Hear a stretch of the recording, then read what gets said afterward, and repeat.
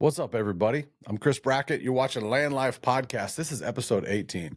This is about a deer that is 9.5 years old and just found his sheds. I'm going to look up the date. I don't even know what the date is, but I'm going to find out right now for you. It is January 26th. This is a little earlier than sometimes that I found sheds, but with the weather and the cold that we've been having, I think these bigger deer are done breeding, and I believe that they would drop them. You're kind of seeing a pattern right now on this warm up as it got cold and snow and rain and sleet and rain and another system coming. I know that the antlers drop because of testosterone in the bucks. I know it has to do with some of them getting wounded or health, and there's a lot of questions out there about why do deer drop their antlers. And yes, if you're just tuning in, you don't know a lot about whitetails and you're just learning, whitetails drop their antlers every single year and they grow them back every single year. Every animal in the deer family drop their antlers, grow new growth, and they start immediately after the hard horn or hard antler drops, they immediately start growing. So welcome to the podcast. If you're new to the podcast, this is where we talk about land. We talk about life. We talk about Jesus, the gospel. We talk about how men are broken and people are broken, and that we need to be more accepting of others and what their struggles are. The fact that all the rules, I say rules, they are rules, but I think all of life's blessings are how to on life is written in the gospel. And for me, it's a matter of just the sacrifice of giving it up, and then knowing I'm not perfect, and knowing that other people aren't perfect, and then being able to have progressive sanctification and continue to work through that. So part of my therapy is being in the outdoors, understanding whitetails, pouring myself into land. I don't have children. I have some nephews that I love, and I have a lot of young people in my life that are my friends' kids, and I pour into them. I'm Uncle Bubby. Uncle Bubby loves whitetails. I have a story today. Getting right to it is try not to make too much noise. This is a deer we call Cowboy. This is him at 7.5 years old, and he is a world-class 8-point whitetail deer. Big giant brows, curves all the way around, giant twos. Look at these bad boys. Pointing forward, his name was Cowboy because he looked like he wore a cowboy hat. Ever since he was a little bitty guy, he looked like he wore a cowboy hat. And at 7.5, he really truly became an object of my affection. He was doing things that he could have been taken out, really pretty easy. I was still sitting in my timeout and couldn't go after him. And everybody else that is in my crew, Kirk and Bryce and them, they were actually able to get on another deer. And this deer became really fond to us because we were able to see him a lot. But he would be on several different properties. He had a big area. And it's interesting that most people will never see a 7.5-year-old whitetail, let alone a deer that just now dropped his antlers. And this is a 9.5-year-old deer. Old Cowboy. Yesterday I went out to move some cameras to put them more on kind of transitioning areas from farm to farm where these deer are. The snow zapped some batteries, and we were looking out for trespassers, and I wanted to go move some of these cameras. And yesterday I found this one laying straight down, and I knew that my day was pretty much hijacked because I had to go find the bigger side. And about Cowboy, 100. I mean, this is a world class round up, if you will, 158 to 161 inch whitetail deer, depending on the spread, look at the long main beams. You can tell a lot of these deer that score really high go way back first, and they go way out, and then they tip up. This is a giant crab claw, great too. This is at 9.5 years old, and this is at 7.5 years old. This is Cowboy the whitetail, Illinois whitetail, on one of our farms. He is actually bigger at 9.5 than he is at 7.5. And isn't that interesting? Isn't that one of the most interesting things about whitetails of how you can try to predict when they're going to be the biggest, how their health is, how much stress level, how much food they have. Um, and then sometimes you can just throw it all out the window. Well, this is a story about this deer cowboy. Yesterday was a day that the snow just melted. We have standing beans, we have standing corn, we have all this great white gold uh, brassica plots. It's called gold fever. It's planted everywhere. I've got some alfalfa and some clover out there, and we got a picture of this deer on one of the trail cameras about 4 nights ago, and he had both sides, and got one really great picture. Hadn't been getting pictures of him, and next thing I know, I don't get another picture of this deer, but I have a couple pictures where I know it's a buck in the picture, but he didn't have any antlers. And I go, well, that's either this other deer that had just shown up or this cowboy deer. And man, cowboy is just he's a special animal. I passed him 2 years ago. Um, at well, it would have been last season at 8.5. I passed him coming out into the brassica plot.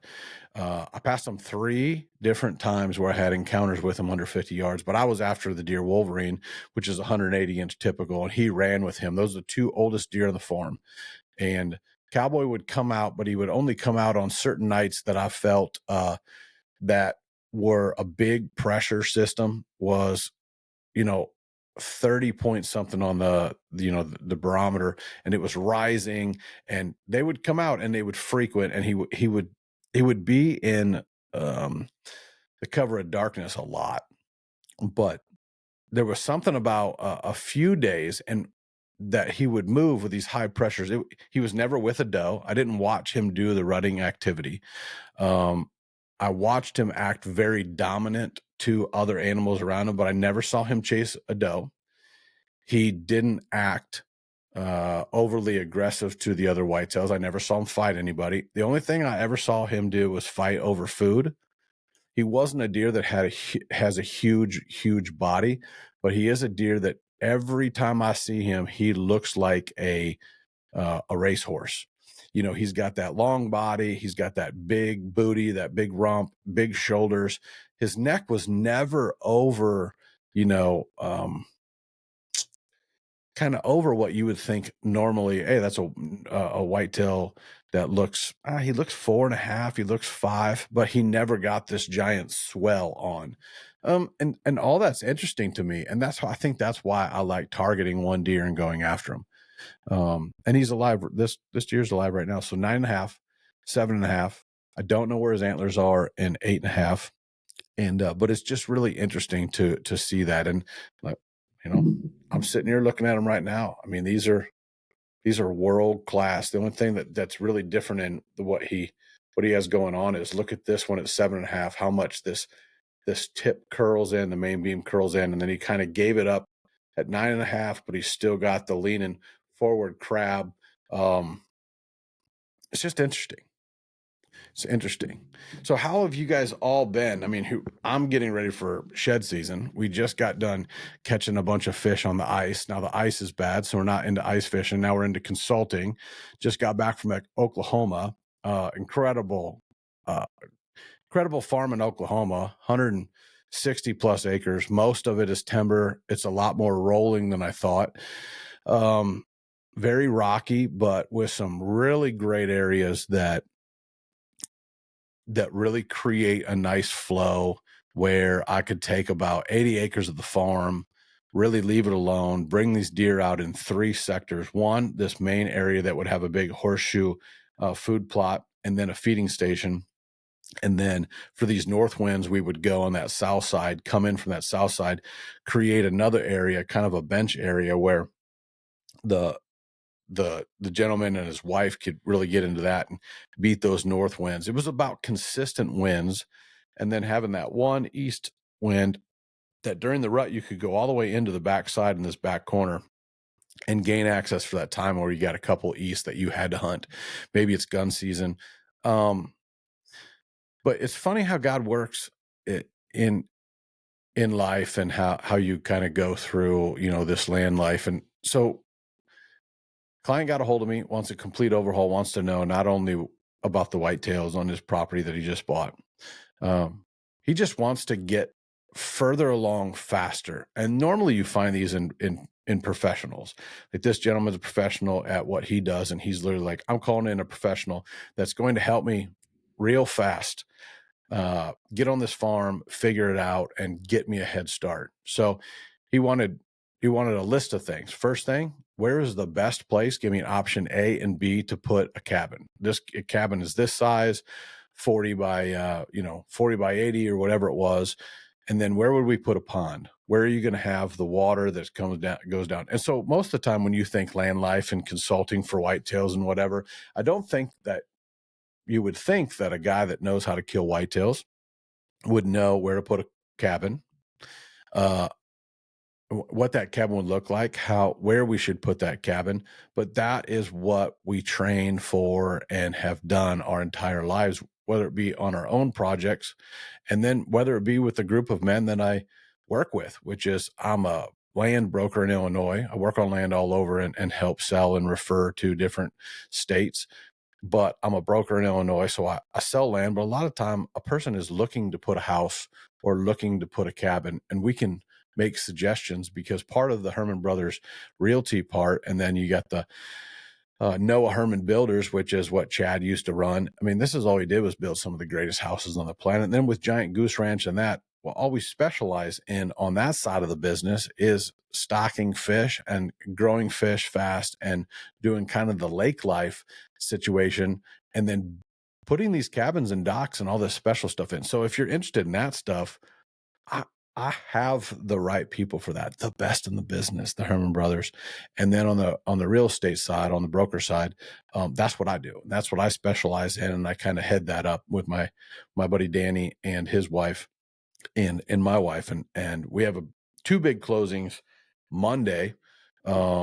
So it's been pretty good in the land side of things. It looks like, those interest rates are coming down just a little bit, but I believe, as talking to Slade Priest last night, the landman down in Mississippi and Louisiana and stuff, we were talking about how if you're interested in buying that piece of property and you've been waiting for the interest rates to go down, I really believe what I'm seeing trending is to jump on that, get your agent, get somebody like me that can help you in all ways: deer, ducks, fish, ponds, how to get equity out of your land, how to know timber.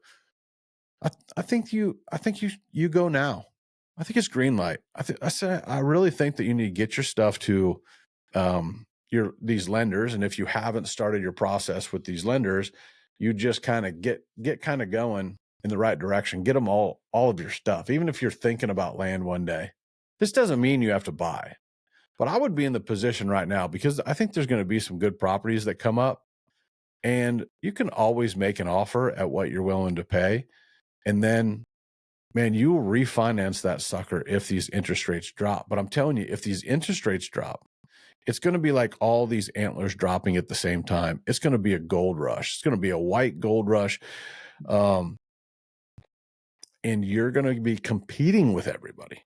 You're going to be competing with everybody. So if you're wanting a property, if you're wanting like this 60-acre property that we're in the middle of getting taken care of and turning into something really, really special, it's already been,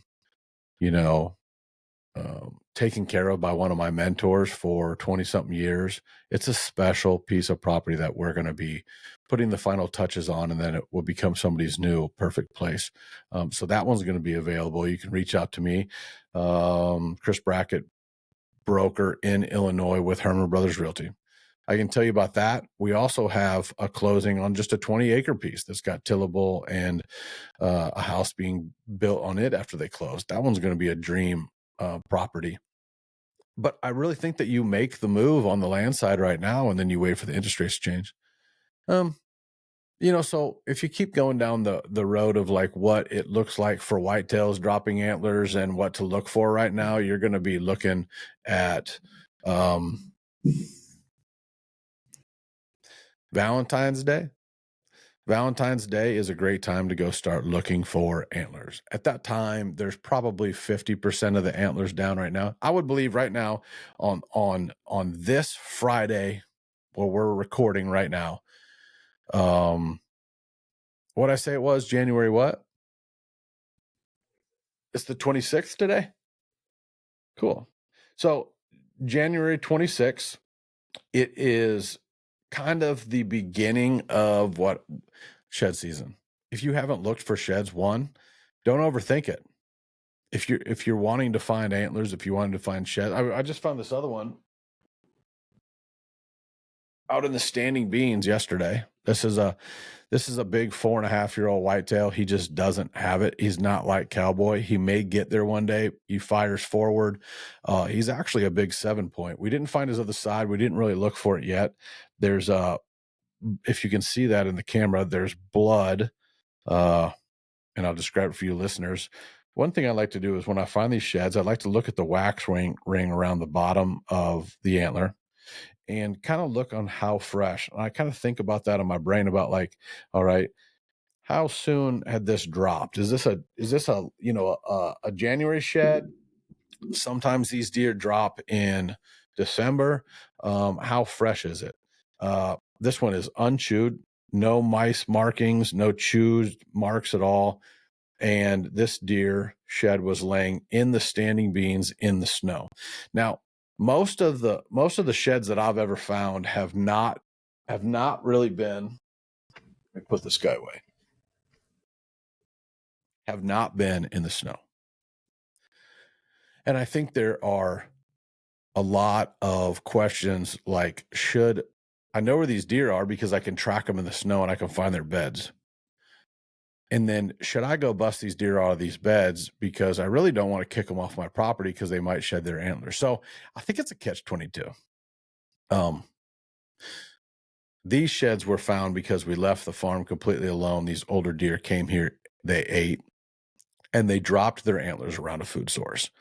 All 4 of these antlers on this table, these big giant deer, 7.5 and 9.5, they dropped their antlers around the farm where the food was, and then off the edges. So this side was in the standing corn. This other side was off the standing corn in the edge of the switchgrass in some just regular cool season grasses and some locust trees and just kind of a chill hangout area. Then this one from 7.5, I actually was watching this deer interact with some other deer in a brassica plot, and he actually was jacking around with one of the other does, and he knocks off the antler right in front of us. And then we came out the next morning because we knew he's not going to want to carry around that antler. It's just too heavy. I mean, what would you think these things weigh? 3.5 to 5 pounds, probably. I don't know. I might be off. I'd say 3 pounds for sure. 3 pounds. You got 3 pounds on, one ear, or you think about it, if you have something holding on and you have been alive for 7, 8, 9 years, you're not going to want that thrown off your equilibrium. You got blood dripping from your face. The coyotes will be after you, whatever. You want that thing off there. It's not like when they're 1.5 or 2.5 and they don't know, like, well, I can knock this off. I don't think they understand it. But when they get older, those more mature deer, I really truly believe that if they drop one of their antlers or they knock it off by shaking and it comes off and surprises them, I have seen where they will just mess with that. They will beat it into the ground until that other side comes off, and they're normally pretty close. I think unless that deer is running when he drops it, I believe if they're in a relaxed state, whether they're eating, hanging out in their bed, or in transition, those transition areas is going to really be where you find the sheds. This one, like I was saying, I'll finish that. It was in the food. So I watched the deer the day before he knocked it off. He carried it somewhere in the night, and then 80 to 100 yards away was this other one laying in the brassicas. So what do you look for when you're shed hunting? What do you look for when you're shed hunting? I look for edges. What It's one thing to walk the edges of a cornfield or a soybean field. I would say 90% of my antlers are on the edges of a field. That's why I think I'm such a big advocate for soft edges of switchgrass or some type of switchgrass or some type of grass or some type of weed on the edge of a hard edge of timber. And if you don't know what the crap I mean about that is, you have trees, brush, trees, timber, and then you have an ag field, a pasture field, something that goes from flat to trees. That's a hard edge to me. If you can get multiflora rose or all this other stuff growing on these edges of these fields, you'll find that a whitetail in the evening or at night will be out in these big fields just hanging out, bedded down, just doing stuff in the dark because they're nocturnal. But most of their time is spent transitioning from this thick bedding, timber, ridges, hills and hollers and topography changes going out into these open fields. And anytime you find an edge, whether it be just timber to field or alfalfa or whatever it is, pasture, that's where you're going to find whitetails browsing. A whitetail deer is well, I could get all biologist on you and they have a rumus something stomach. They love woody browse. That is the main diet of a whitetail deer. Is they want all the nibs and the nubs and all these pieces of, you know, the new growth on the trees. Picture that. Picture all the buds and the new growth of the trees and all the little stuff that's growing underneath the little stickers that get you when you walk through the woods, all the little stuff, all the woody browse down there. They're just always nipping at it. And they don't have teeth on the top and bottom of their jaw. They only have teeth on their bottom. And they actually picture no teeth on the top, or put your lip over it, and they're actually taking what would be like a thumbnail, their bottom teeth, and they're pinching this off, and they're pinching these little pieces off. And that's mainly what these freaking crazy fuzzy animals running around the woods with giant white daggers on their head, that's mainly what they're eating. They do that. They eat leaves. They'll eat the soybean leaves. And so the whole understanding of a whitetail and the different times of year, what they're doing, one of the reasons why we maintain with food plots, clover, beans, alfalfa, sorghum. They have eaten 5 to 7 acres of beautiful soybeans that we put in at 2 to 250 pounds to the acre. If you guys that are planting food plots just heard me right, 200 to 300. Well, it wasn't precise, but I know that we were over 200 and over 250 in both of the plantings at the end of June and even into July 4th, planting with the planters, John Deere 7000, just putting them in there and going back and forth and getting these beans in perfect. And they're up out of the ground. Tremendous bean crop. What kind of beans were you planting, Chris? Well, this year I was supporting my friend Tim Sisk, and I bought all his real world enlist beans. My deer did not care if they were enlist or not this year, but prior to they had, and they enjoy more ag beans or Gen 2 beans over the enlist. And they ate 200 to 250 pounds per acre of soybeans. Beautiful potted out weed free beans that when it got cold after Christmas and in the beginning of January, when the snow fell and it got cold, I had every deer within a 500-acre block off of my property in that whole block. I had over 100 deer feeding on and in my beans religiously.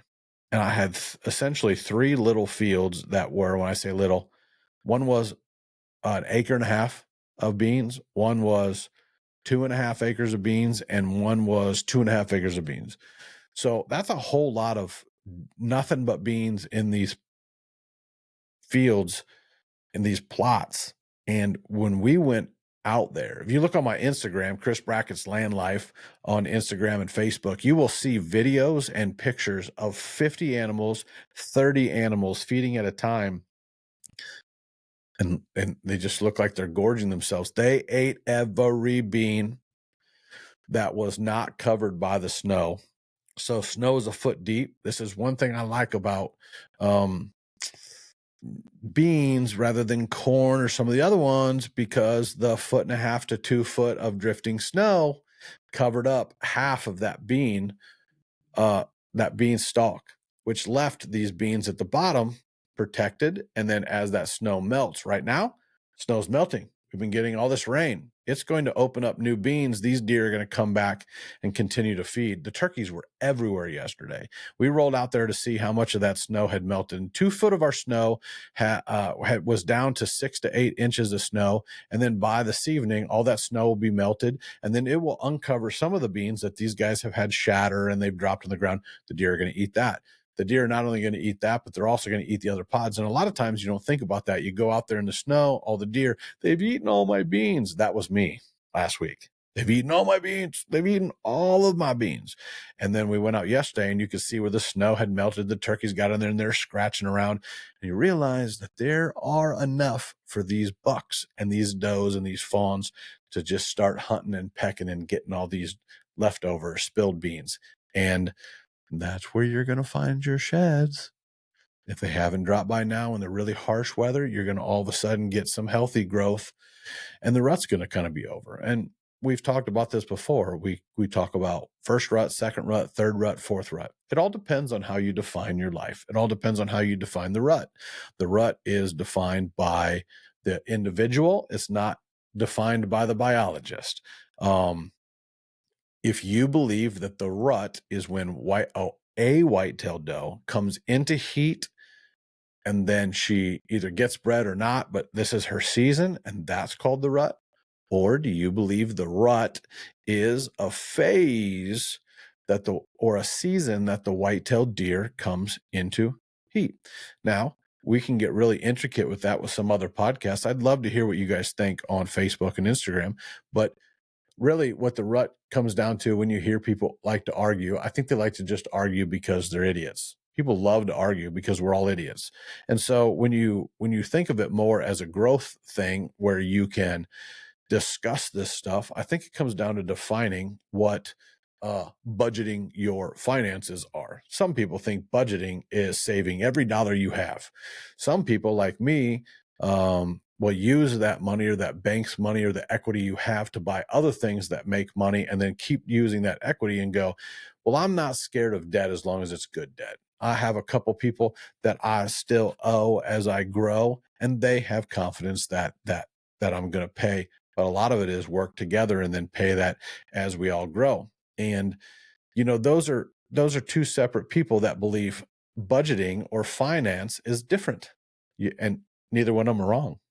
It's all just preference. It's all understanding. If you're responsible, you're responsible. So when it comes to the rut and people talk about, well, rut one, number 1 and 2 and 3 and 4, 5, 6, however many ruts you want, it has to do with how you define it. If you're a biologist, you're going to say, well, when a white-tailed deer testosterone starts going from his gonads into his body and hardens his antler from a velvet antler to a hard-horned antler, well, that's going to go ahead and trigger what is called the rut. That means that the white-tailed deer between the months of October to, January and even February now, even into March, I believe, is going to be the whitetail rut.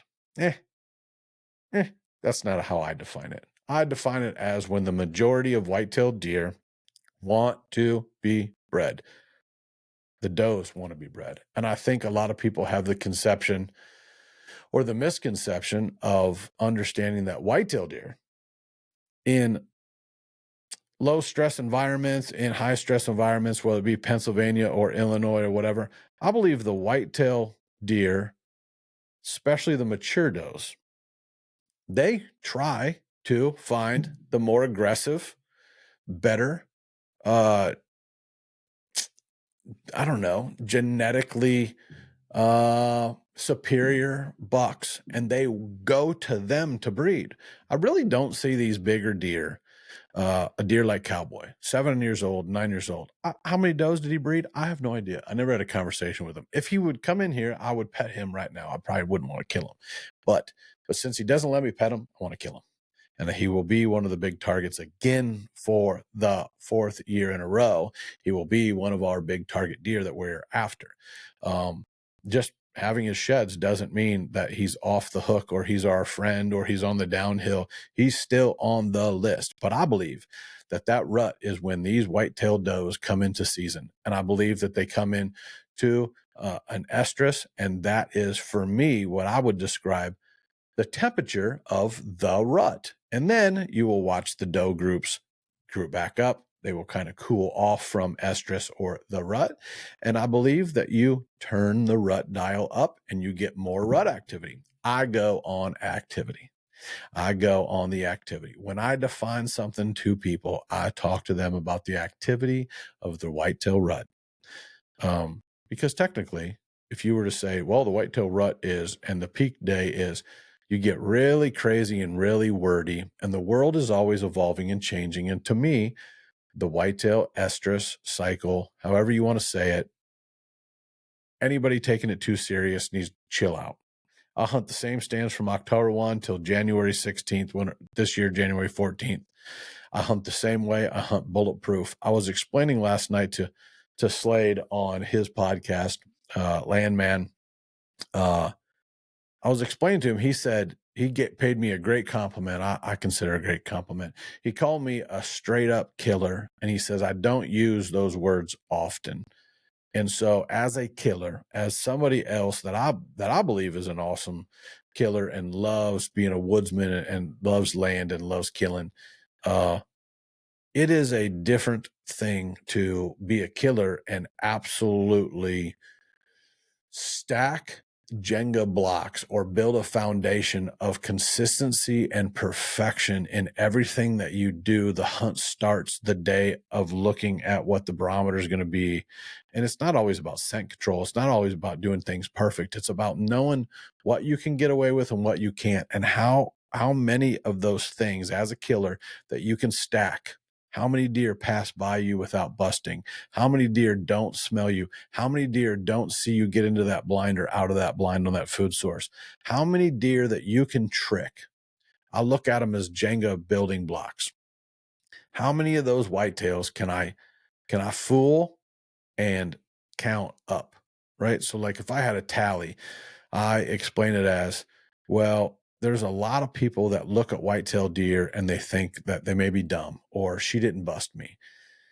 That's not always true. Just because she didn't blow, that doesn't mean that she didn't go like, the boogeyman's in this field. I'm just going to slowly move off, because we know what our cameras show us on these food plots. These deer come out, they do their deer thing, and they move on, and they're out there a lot longer. Sometimes when we show up on these food plots and it's not right, sometimes you'll just see these deer kind of look around. You're not paying attention to them because you're looking for big bucks. Sometimes these deer just kind of drift off and you're like, wow, okay, it's 30 minutes before dark. Why are there no deer in the food plot? Well, there's something wrong. So just because you're not aware, but the deer are aware, sometimes it's things that you're not paying attention to, thermals that you don't understand, wind direction that you don't understand, the suck into a front before the front gets there. It's why a hunt after the front's here, not before the front. It's little bitty tweaks. How many of those little bitty tweaks that you can understand to professional, to the nth degree, and execute over and over consistently, hunting the same blind with the perfect wind? And how many is it? 10 does and little bucks that come by that you fool 100%. They walk out in the field and you never see them again. You go there the next day, is it another 3 or 4 deer that come through and they go out? Is it on the third day when these deer come out and go through, and then there's a 4-year-old that comes by and you're like, ooh, should I shoot him? He's kind of a tweener. How many of these deer do you have to fool before catching up with a 7, 8, 9-year-old whitetail? Well, it all varies. But when I set up a farm, I set up one yesterday on a consult, a Whitetail LandLife consult, which was online. Guy had a great farm. He is in a state in Kentucky where they can feed. And we set up 2 farms in an hour, drew the maps, and said, now this isn't everything. He provided pictures. He provided aerial photography. And then in this, we started getting to what he wanted to accomplish. He had really big deer, but I was trying to figure out what he wanted to accomplish. One, he wanted to really enjoy putting in the plots and doing all the fun stuff. He just got to that point where he was putting in screen and he was putting in clover and he was putting in brassicas, and it was really awesome architecture. But it was really just a matter of putting it all out there and then seeing what the deer did. What he really kind of wanted to do was like, hey, I figured out how to plan all this and I'm really, really enjoying it.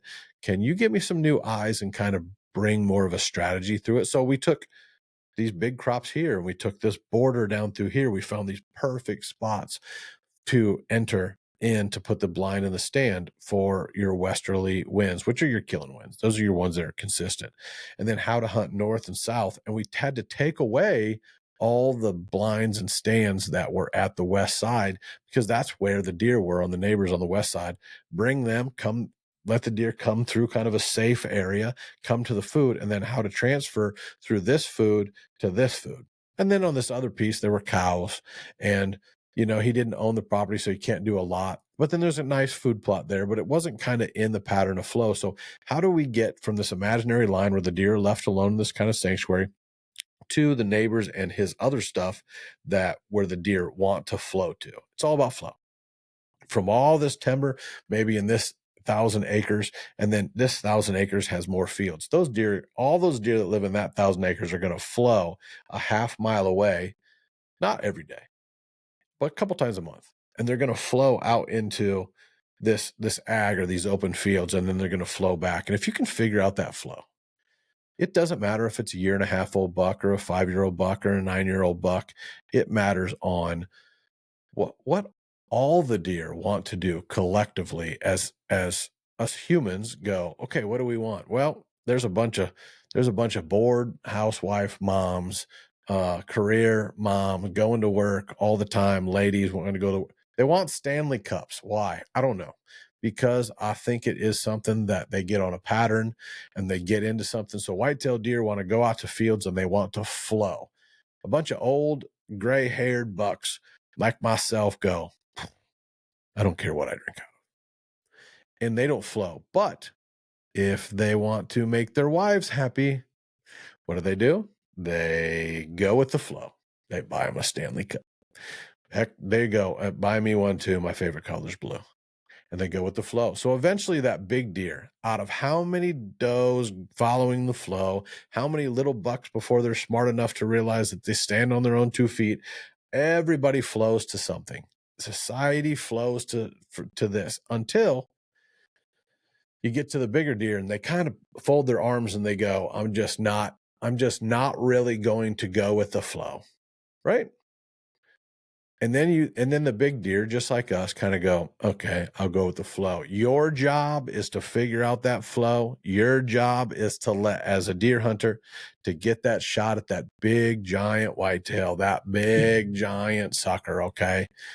The way to get to the flow is to create the food where these were dropped, and to create the flow where the does and the bucks and everything flow out. And that big boy that you're after, he is the 1 out of 80. He is the 1 out of 200. You need to fool 20, 80, 200 deer completely convinced and fooled before you're going to get a crack at him messing up right in front of you. If you reset that Jenga tower or that clock, man, you're going to have a hard time. And that's what I teach across the country. That's what I teach every day on this Land Life podcast, man. I love it. I love this stuff. I love watching it when something clicks in somebody's brain and says, so you're telling me I go out to that field, I get in that blind, I get 30 deer out here eating in my food plot. And now how do I get out of that food plot? That's the problem. You're the problem. Your way of thinking is the problem. You need to change your setup. Bring that blind on the ground. Can you sneak out of the back of it rather than getting down the 10-foot tower? These are the little tweaks that are going to get you in the game on these big deer. Now, why is Cowboy alive sitting here in front of us? Because this is an antler proving that 2 days ago he was still alive. This is an antler proving the same thing. Why is this deer alive? Well, one, we had a raven crossbow on one of our best friends that we put on this deer, and I was sitting with him and fooled him and three other giants that walked out and they did the dance when it was cold temperatures. Everything was in the game. We were teaching him how to hunt more elite and how to have less little, okay, I'm here, have the game start, send out the deer. This was more like when we leave the house, man, we're in the war. And when we changed the way that looked, and I actually took him with me and I said, here's how I would do this. We're going to fool this deer. It's not if we're going to kill him. It's when we're going to kill him. We're going to kill him tonight. It's coming. It's happening. He's going to be in range. He came in range. He's eating, sideways, completely broadside in the gold fever, the white gold fever brassicas with a radish heavy, a new blend I'm working with white gold about that's going to be radish heavy. He's eating in that. He comes all the way out of the switchgrass, all the way out, stands there broadside. We get everything, shooting sticks. I said, okay, time is now, broadside, put it on him, aim more back toward the back of the lungs. He squeezes the trigger, and the Raven bolt out of the R500 explodes in front of him, and Cowboy runs away, and now 2 weeks later, we got his antler. The Raven 500, get rid of it.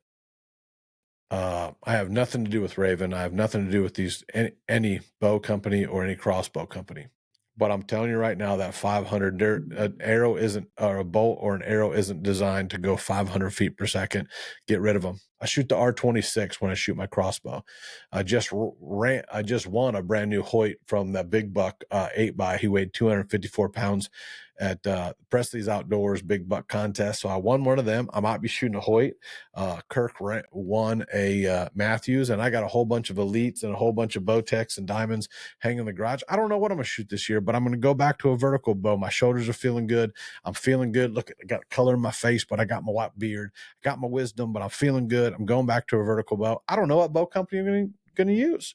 I don't know what rests or arrows or anything like that or whatever. I don't know if people are going to send me. I don't know if people want to go, hey, Brackett, try this. Hey, you're the arrow fliction guy. Try this. I want to get you set up. I want to get you back in the game. I love what you're doing. I love land life, man. But I'm just telling you to think about it a little bit. And if you need Big Brother to look at your property or kind of go over some advice and think about planting, we're going to get off here a little bit, 45-minute podcast, a little refresher, a little, hey, we're kind of back. We had a rough Christmas. We got health problems with the moms. We're taking care of our mentals, man. We're making sure we're healthy. We're making sure that we're taking care of our land clients. We're doing what we're supposed to as men. We're reading the gospel, man. It just makes my heart happy. Makes my heart happy to be doing stuff in God's time, not because we just have to. We don't have any sponsors that we have to promote on here or whatever yet. We want to grow that. We want to grow organically. We hope you guys are loving what we're doing. Hope we're loving what we're talking about. But think about that. How many deer do you have to fool before you get a shot at the big boy? And I'm telling you, sometimes it's hundreds of deer. So how can you get your setups more bulletproof, get them more bulletproof, more consistent? And you're going to have better success. If you just can't figure out how you're doing it, that's why we do the consults. I have Kentucky coming up. I'll be in Kentucky next week for sure to go see my man Sam. And I'm going to Missouri, go look at this really cool Christian outreach program and all this stuff going on over there. I'll give you an update on that when I get back. I'm going to Missouri. We got Wisconsin if they ever don't have snow. We're getting into the season where as the snow melts, man, I'm on it and I'm going on the road. I think I got about 10, 15 more consults going. I got some room for some other ones. I like to push them back a little bit too, all the way up to turkey season. Oklahoma was a blast. So don't think just because you're down in Oklahoma, down in Kansas, whatever, that these are not in my wheelhouse. Remember, it is about a bigger play than all of this. My guy in Oklahoma, shout out to Mr. Brian. He is convinced I need to make sure that people understand what I'm bringing to the table. I don't just tell you where to put food. I don't just tell you where to put a stand. I'm teaching you a forever knowledgeable response to being a proven woodsman and how to, man, I've been thinking about putting a cabin. What do you suggest? You've seen thousands of pieces of land, thousands of cabins, thousands of ponds. How to do this? How do I get the most equity out of what I'm doing, man? I own this ground. I want to put equity into it. That's what I do. So I do consults. I give you a boots on the ground PDF sent to your email, or just message me on here. We'll get back with you. Reach out on Instagram, Facebook, and man, we just want to teach you to how you can have deer like this dropping antlers, and you having the opportunity to see them. And I mean, honestly, I killed two deer bigger than this year, but this deer is an absolute monster, world-class 8-pointer trophy. And we fooled them. The only time we went after them, we fooled them. And this is what we can do for you. So you've got the Whitetail LandLife podcast. You've got the Whitetail. So you got the Chris Brackett's LandLife podcast. You find that on Spotify. You find that on YouTube. This is what you're listening to right now. You find that on Apple. Then you have whitetaillandlife.com. That is where we do the online stuff. The website isn't fancy. Me and my buddy Dougie do it, but I would love to do several a week. Right now we're doing a couple a week, I think. But I think it's a real good tool for a lot of people that can't afford the 5,000 or 3,500 or whatever, or 3,800 and the 5,000 for the boots on the ground, whether you're in state or out of state. That's the consulting charge, the boots on the ground stuff, where we're talking about where your blinds go, where your food plots go, where your ponds go, where your cabin goes. How do I do TSI? All this stuff. But I'm gonna get off here. I love y'all. Appreciate you.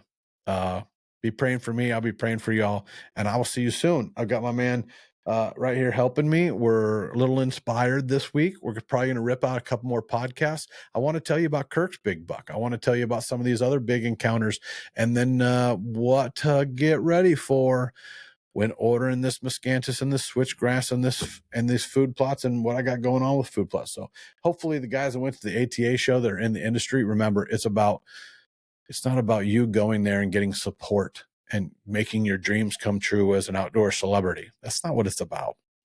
It's about making sure that the products are getting to the places where we buy it as consumers. That's what it's about. Don't get lost in this rah-rah, shish boom bah, all this stuff about these people wanting to be influenced and all that. It's not about that. Be praying for the industry, as the archery industry in a whole, that these products get better and there's less bull crap out there telling you what to use and Tink 69 in it and this and that, whatever, and what you believe about sodium benzenol, whether the scent matters. If the deer gets downwind of you, he's going to smell you. Talk about more about that later. My stomach's growling. This is Chris Brackett's LandLife. I really appreciate you. And this has just been about sheds and about some cool stories about some mega whitetails. This is Cowboy. Booyah. I'm Chris Brackett. Share with all your friends. This is about men just loving whitetails, loving land, knowing that we hear your cry out there for loneliness, because every man I've ever met has been lonely because we're out there on the front lines providing for our families. We have generational sin that we have to beat. The only way we're going to beat it is the gospel, on our knees, praying to our Lord and knowing who Yahweh is and knowing that the blood of Christ can wash away anything. And I'm Chris Brackett. I'm out. You guys have a great day. Bye.